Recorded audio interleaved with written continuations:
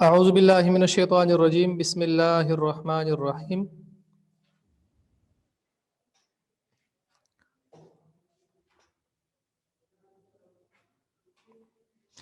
جی ہم عنوان پڑھ رہے تھے روزہ، جس کو عربی میں صوم کہتے ہیں۔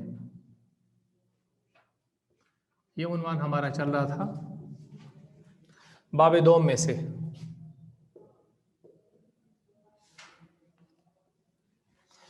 اور اس کے درمیان سے روزوں کا ثواب، یہ عنوان ہمارا چل رہا تھا، اور اس میں ایک جو حدیث مبارکہ تھی وہ ہم پڑھ چکے تھے کہ آدمی کے ہر عمل کا، نیک عمل کا بدلہ وہ 10 گنا سے لے کر 700 گنا تک دیا جاتا ہے، مگر سوائے روزے کے، کہ روزے کے بارے میں اللہ کا فرمانا یہ ہے کہ فَإِنَّهُ لِي، کہ وہ روزہ چونکہ میرے لیے ہے، وَأَنَا أَجْزِي بِهِ، اور میں ہی اس کا بدلہ دیتا ہوں، میں ہی اس کی جزا دیتا ہوں۔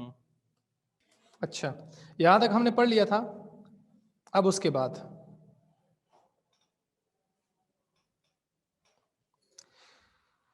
روزے کا ثواب، دوسرے کو روزہ افطار کرانے کا کیا ثواب حدیث مبارکہ میں بیان کیا گیا ہے، تو یہ ایک شارٹ کویسچن ہے، نوٹ کر لو۔ نصابی حدیث میں یا بحوالے حدیث روزہ افطار کرانے کا ثواب کتنا، کیا لکھا گیا ہے، یا بدلہ کیا لکھا گیا ہے؟ ٹھیک ہے، یہ سوال ہے۔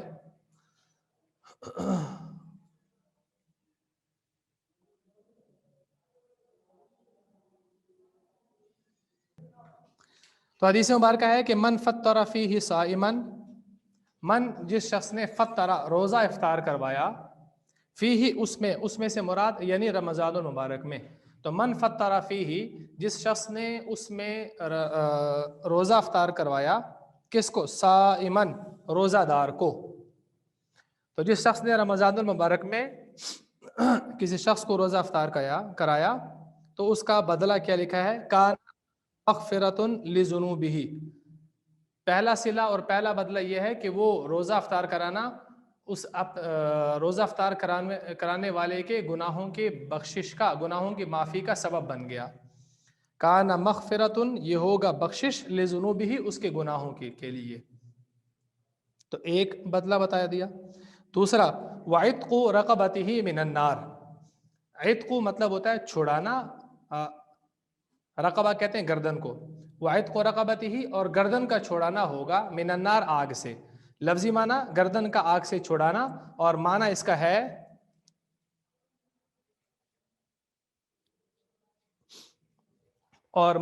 ہے کہ غلامی سے آزادی۔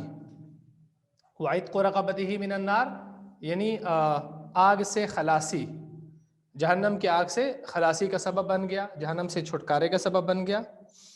اور تیسرا وکان لہ مثل اجرہ من غیر ان ینتقص من اجرہ شیئا، روزہ افطار کروانے والے کے اجر سے کچھ بھی کم کیے بغیر، روزہ رکھنے والے کے بدلے سے کچھ بھی کمی کیے بغیر روزہ افطار کرانے والے کو پورا پورا بدلہ دیا جائے گا۔ اس کے مثال آپ یوں سمجھ سکتے ہیں کہ جیسے اگر مثال کے طور پر ہمارے سامنے 2 گلاس ہوں، اور ان دونوں میں ایک میں 100% پانی ہو اور دوسرے میں 0 ہو، اگر ہم ان دونوں کو نیچے سے آپس میں ملا لیں تو دونوں میں پانی 50% پر آ کر کھڑا ہو جائے گا۔ سمجھ آ گئی مثال؟ سمجھ آئی؟ روزہ رکھنے والے کا 100% ثواب تھا، روزہ افطار کرانے والے نے صرف روزہ افطار کرایا، تو ایسا نہیں ہوگا کہ اللہ تعالیٰ نے اس آدمی کے روزہ رکھنے والے کے ثواب کو اس روزہ افطار کرانے والے کو دینا ہے تو اس کے حصے میں سے جو 50% ہے وہ کم ہو کے روزہ افطار کرانے والے کو مل جائے گا، اور اس کا ثواب رہ جائے گا 50، کیونکہ دونوں برابر ہو جائیں، یعنی ثواب ہی 100% تھا۔ ایسا نہیں ہوگا، بلکہ جتنا روزہ افطار کرانے والے کا ثواب تھا اس کے ثواب میں سے کچھ بھی کمی کے بغیر روزہ افطار کرانے والے کو پورا پورا ثواب دے دیا جائے گا۔ مثال سمجھ آ گئی؟ ہاں جی آگے چلو۔ من فطر فیہ صائما، جس شخص نے رمضان المبارک میں کسی کو روزہ افطار کرایا، تو کان مغفرۃ لذنوبہ، اس کے گناہوں کی بخشش کا سبب، گناہوں کی معافی کا سبب ہے، وعتق رقبتہ من النار، اور اس کے لیے آگ سے خلاصی ہے، وکان لہ مثل اجرہ، اور اس کے لیے اتنا ہی اجر ہے، من غیر ان ینتقص من اجرہ شیئا، روزہ دار کے ثواب میں سے کچھ بھی کمی کیے بغیر۔ آپ اس کا ترجمہ دیکھ لیں، جو شخص اس رمضان میں کسی روزہ دار کو افطار کرائے گا، اس کے گناہوں کے لیے معافی ہے، اور خود کو نار جہنم سے بچا لے گا، اور اسے روزہ دار جتنا ہی ثواب ملے گا، جبکہ اس روزہ دار کے اپنے ثواب میں سے کوئی کمی واقع نہ ہوگی۔ یہ جو میں نے مثال سمجھائی، اب تو یہ بات آپ کو زیادہ وضاحت سے سمجھ آ گئی ہوگی۔ اچھا، آگے ہے روزے کے اجتماعی فوائد۔ انفرادی فوائد بھی ہیں، اجتماعی فوائد پڑھتے ہیں ہم۔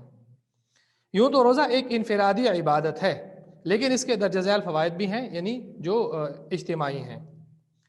نمبر 1، مہینہ بھر بھوکا پیاسا رہ کر انسان کو دوسرے کی بھوک پیاس کا احساس ہوتا ہے، اور دل میں ناداروں کے لیے ہمدردی کا جذبہ پیدا ہوتا ہے، کہ جیسے روزہ دار کے پاس کھانے پینے کو تھا، لیکن اس کے باوجود اس نے اللہ کے حکم کو دیکھتے ہوئے کھانے پینے سے رکا رہا، تو یہ احساس دل میں پیدا ہوتا ہے کہ جس شخص کے پاس تھا ہی نہیں، اس کی کیا کیفیات ہوں گی۔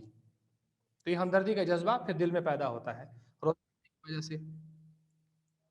دوسرا، کم از کم غذا پر اکتفا کی عادت انسان میں قناعت و ایثار کی صفات پیدا کرتی ہے۔ اچھا، کم سے کم غذا پر اکتفا کی عادت، ویسے یہ ہوتا تو نہیں ہے کہ رمضان المبارک میں تھوڑی چیز پر اکتفا کیا جائے، لیکن چلو فائدہ ہے ایک۔ کم سے کم غذا پر اکتفا کی عادت انسان میں قناعت و ایثار کی صفات پیدا کرتی ہے۔ اچھا، نمبر تیسرا، ایک ہی وقت میں پوری ملت اسلامیہ کا ایک ہی عبادت میں مصروف رہنا باہمی یگانگت کے فروغ کا سبب بنتا ہے۔ اس اعتبار سے نبی اکرم صلی اللہ علیہ وسلم نے ماہ رمضان کو مواسات اور غمگساری کا مہینہ قرار دیا۔ پاس پیپر کا ایک MCQز ہے کہ کس مہینے کو ماہ مواسات یا غمگساری کا مہینہ قرار دیا، یا پیغمبر صلی اللہ علیہ وسلم نے ماہ رمضان کو ڈیش قرار دیا، رمضان کے مہینے کو ڈیش قرار دیا۔ کس چیز کا مہینہ؟ غم گساری، ایک دوسرے کے غم اور درد کو تقسیم کرنا، بانٹنا۔ ماہ مواسات اس کو کہا جاتا ہے۔ ماہ مواسات اگرچہ مشکل لفظ ہے اردو کے اعتبار سے، لیکن اس کا یہی مطلب ہے، ایک دوسرے کے غم درد کو تقسیم کرنا، بانٹنا۔ نمبر چوتھا، کتاب میں تو لکھا ہے لیکن ٹھیک ہے، فائدہ تو ٹھیک ہے، ایک ماہ تک دن کے بڑے حصے میں معدے کا خالی رہنا صحت جسمانی کے لیے مفید ہوتا ہے۔ بظاہر یہ بات بالکل ٹھیک ہے کہ ایک مہینے تک اگر دن کے بڑے حصے یعنی صبح سے لے کر شام تک انسان کا معدہ خالی رہتا ہے، تو 11 مہینے جو ہم بے احتیاطی کرتے ہیں یا اپنے اوپر ظلم کرتے ہیں کھانے کی ترتیب کے علاوہ، جو کھانے کے مقررہ اوقات ہیں اس کے علاوہ جو ہم کھاتے ہیں یا زیادہ کھاتے ہیں، تو ایک مہینہ تک کی پریکٹس تو ٹھیک ہے، لیکن اسی رمضان میں جب کھانے کی اجازت مل جاتی ہے، جو ظلم ہم اس وقت کرتے ہیں تو اس مہینے کے اندر کا فائدہ باقی نہیں رہ جاتا۔ میرا تو یہ ماننا ہے، باقی آپ لوگ بھی خوب جانتے ہو۔ اچھا، رمضان المبارک اور قرآن حکیم، ارشاد باری تعالیٰ ہے، اعوذ باللہ من الشیطان الرجیم، بسم اللہ الرحمن الرحیم، شہر رمضان الذی انزل فیہ القرآن ھدی للناس وبینات من الھدی والفرقان فمن شہد منکم الشہر فلیصمہ۔ ترجمہ دیکھیں، شہر رمضان، رمضان کا مہینہ، الذی وہ ہے کہ انزل اتارا گیا، فیہ اس میں، القرآن قرآن کو، تو رمضان کا مہینہ وہ ہے کہ جس میں کس کو اتارا گیا؟ قرآن کریم کو نازل کیا گیا، اتارا گیا۔ اچھا، وہ قرآن ہے کیا؟ ھدی للناس، وہ قرآن لوگوں کے لیے ہدایت کا ذریعہ ہے، ہدایت کا سبب ہے۔ ہدن، وہ ہدایت دینے والی ہے، کس کو؟ للناس، لوگوں کو۔ وبینات من الھدی والفرقان، وبینات اور واضح کرنے والی ہے، کھول کر بیان کرنے والی ہے، من الھدی والفرقان، ہدایت کو، والفرقان اور فرق کرنے والی ہے، یعنی کفر اور شرک میں فرق کرنے والی، حق اور باطل میں فرق کرنے والی ہے یہ کتاب۔ تو فمن شہیدہ منکم الشہر فلیصم ہو، فمن شہیدہ جو کوئی حاضر ہو، فمن شہیدہ جو حاضر ہو، منکم تم میں سے، الشہر اس مہینے میں، یعنی تم میں سے جو شخص اس مہینے کو پائے، اس مہینے میں ہو، تو فلیصم ہو، تو وہ اس کے روزے رکھے۔ فمن شہیدہ منکم الشہر فلیصم ہو، جو کوئی تم میں سے اس مہینے میں حاضر ہو، اس مہینے کو پائے، تو وہ اس کے روزے رکھے۔ جی ترجمہ دیکھ لیں کتاب میں، مہینہ رمضان کا ہے جس میں نازل ہوا قرآن، ہدایت ہے واسطے لوگوں کے اور دلیل روشن۔ اچھا، اوپر میں نے ہر لفظ کا آپ کو الگ الگ ترجمہ بھی کر کے بتایا، اس میں جو یہ لفظ فرقان تھا نا، اس کا ترجمہ نیچے کتاب میں نہیں کیا ہوا، پرانی کتاب میں، شاید نئی کتاب میں ترجمہ کیا ہوا ہو۔ دلیل روشن کے بعد کوئی لفظ ہے یا نہیں ہے؟ نہیں، یہ تو ہو گیا اس کا ترجمہ۔ والفرقان، اور فرق کرنے والی ہے، یعنی کفر اور شرک میں یا حق اور باطل میں فرق الگ کرنے والی ہے۔ ٹھیک ہے، یہ نئی کتابوں میں اگر یہ ترجمہ لکھا ہے تو ٹھیک ہے، پرانی کتاب میں یہاں پر یہ ترجمہ نہیں لکھا ہوتا تھا، آپ اپنے پاس نوٹ کر سکتے ہو کیا ترجمہ لکھا ہے۔ اور الگ الگ کرنے والا ہے، ٹھیک ہے، حق اور باطل کو آپ بریکٹ میں لکھ کے یہ لکھ سکتے ہو کہ حق اور باطل میں فرق کرنے والی ہے، یا حق اور باطل کو الگ الگ کرنے والی ہے۔ یہ پرانی کتابوں میں ترجمہ نہیں تھا، اس لیے لکھوا رہا ہوں۔ آگے ہے فمن شہید منکم الشہر فلیصمہ، سو جو کوئی پائے تم میں سے اس مہینے کو تو ضرور روزے رکھے اس کے۔ تو یہ جو آخری حصہ ہے فمن شہید منکم الشہر فلیصمہ، اس کو الگ سے آپ انڈر لائن کر لو۔ یہ ایک شارٹ کویسچن کا جواب ہو سکتا ہے۔ شارٹ کویسچن اس سے پہلے بھی بتا چکا ہوں، اس کے دو جواب تھے۔ ایک یہ ہے کہ روزے کا فرض ہونا قرآن کی روشنی میں بیان کریں کہ روزہ فرض ہے، قرآن میں اس کی دلیل کہاں ہے۔ تو ایک دلیل تو ہم کل پڑھ چکے تھے، یا ایھا الذین آمنوا کتب علیکم الصیام، اے ایمان والو تم پر روزے فرض کیے گئے، اسی عنوان میں ہم نے پہلے پڑھا۔ یہ جو آیت کا آخری حصہ ہے، آخری حصہ پوری آیت نہیں بلکہ آخری حصہ، فمن شہید منکم الشہر فلیصمہ، صرف یہ 4-5 الفاظ، یہ بھی یہی معنی ادا کرتے ہیں کہ روزے کی فرضیت قرآن سے کہاں ثابت ہوتی ہے، تو یہ اس کی دلیل ہے۔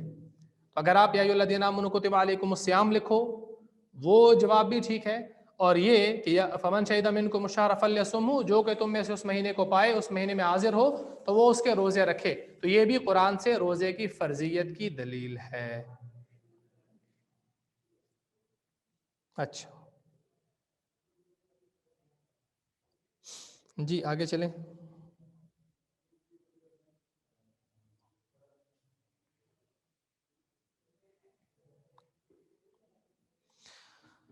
جی نزول قرآن کی یادگار۔ اس مہینے میں روزوں کی فرضیت یہ معنی رکھتی ہے کہ انسان جب تک روزوں کے ذریعے تقوی حاصل نہ کر لے، وہ اس کتاب پاک سے جو متقیوں کے لیے ہدایت ہے کما حقہ فائدہ نہیں اٹھا سکتا۔ رمضان اور پاکستان۔ یوں تو رمضان المبارک پوری دنیا کے مسلمانوں کے لیے رحمت و مغفرت کا مہینہ ہے۔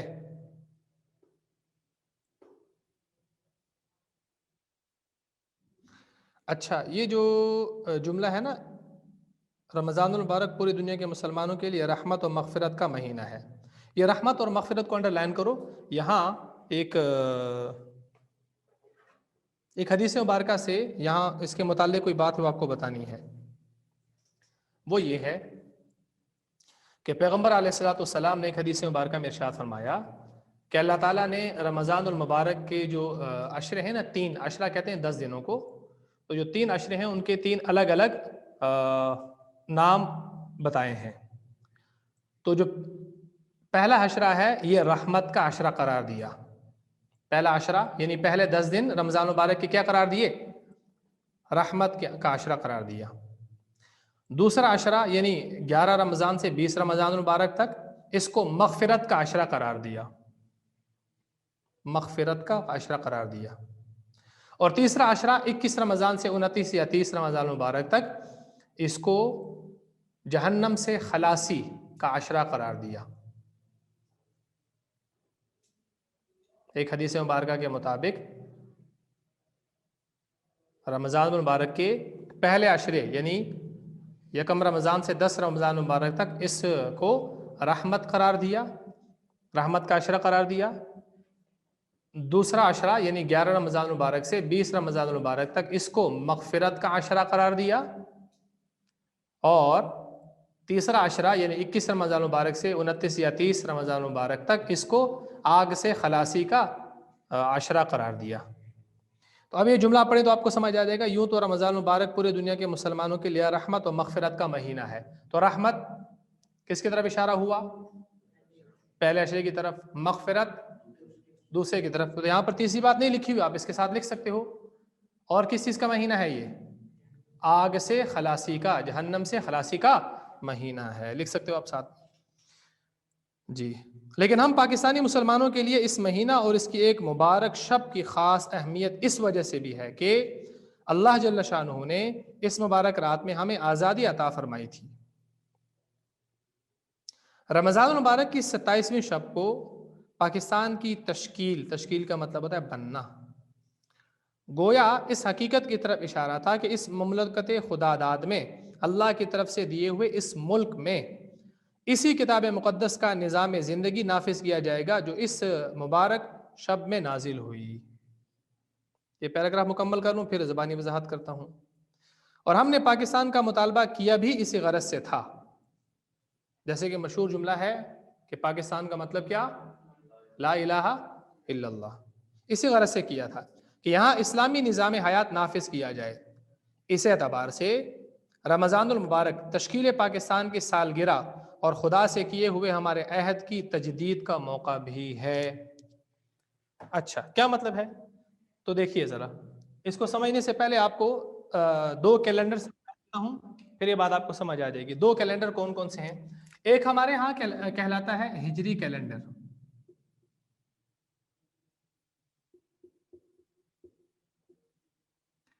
اور دوسرا ہمارے ہاں کہلاتا ہے عیسوی کیلنڈر.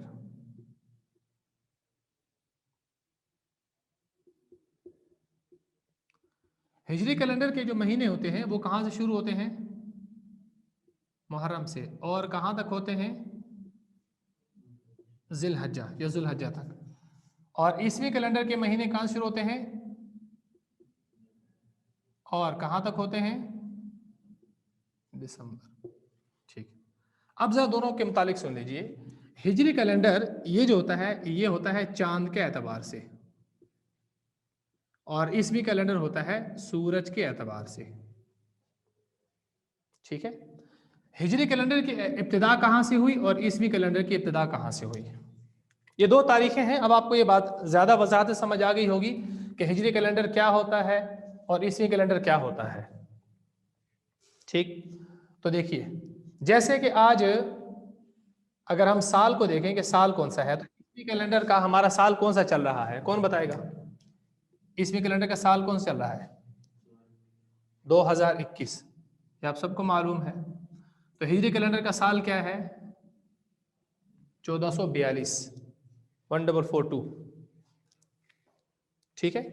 ہم دیکھتے ہیں کہ ہم اس کو جب آپ ایسے بتاتے ہیں تو ہم اس کے نیچے چھوٹا سا آئین لکھتے ہیں. یہ والا لکھتے ہیں نا، آپ لوگوں نے یہ نوٹ کیا ہوگا، ہم چھوٹا سا آئین لکھتے ہیں. یہ اشارہ ہوتا ہے کس کی طرف؟ عیسوی، اس آئین کی طرف. اور ہم اگر اس کو یوں لکھتے ہیں تو اس کے سامنے ہا لکھتے ہیں. یہ اشارہ کس کی طرف ہوتا ہے؟ ہجری کی طرف. آپ کہو گے اتنا زیادہ یا آؤٹ آف کورس سمجھانے کا مطلب مقصد کیا ہوا؟ مطلب اور مقصد یہ کہ ہم کہتے ہیں کہ پاکستان کی تشکیل کب ہوئی، پاکستان کب بنا. ہم کیا کہتے ہیں؟ کیا کہتے ہیں پاکستان کب بنا؟ 14 اگست 1947. ہم کہتے ہیں نا 14 اگست 1947. اچھا اب یہ بتانا ہے کہ جب 14 اگست 1947 تھا تو یہ تاریخ کس کیلنڈر کی تھی؟ عیسوی کیلنڈر کی. ہجری کیلنڈر کے اعتبار سے اس دن تاریخ تھی 27 رمضان المبارک. سمجھے؟ اچھا آخری عشرہ ہو اور آخری عشرے کی پھر تاکرات ہو، جس کو ہم عام طور پر شب قدر بھی کہتے ہیں، لیلۃ القدر کی رات بھی کہتے ہیں. اور اسی کے متعلق قرآن کریم میں سورۃ القدر جو ہے کیا ترجمہ ہے؟ انا انزلناہ فی لیلۃ القدر. ہم نے اس کو اتارا کون سی رات میں؟ قدر کی رات میں. لیلۃ القدر میں ہم نے اس کو اتارا. کس کو اتارا؟ قرآن کو اتارا. تو قرآن کا نازل ہونا بھی رمضان المبارک کی آخری عشرے کی طاق شب کون سی؟ 27 میں. اور پاکستان کا بننا بھی، ہاں پاکستان کا بننا 14 اگست 1947 کو جو تاریخ بنتی تھی وہ کیا بنتی تھی؟ 27 رمضان المبارک بنتا تھا. اچھا اب یہاں ایک سمجھنے کی بات ہے.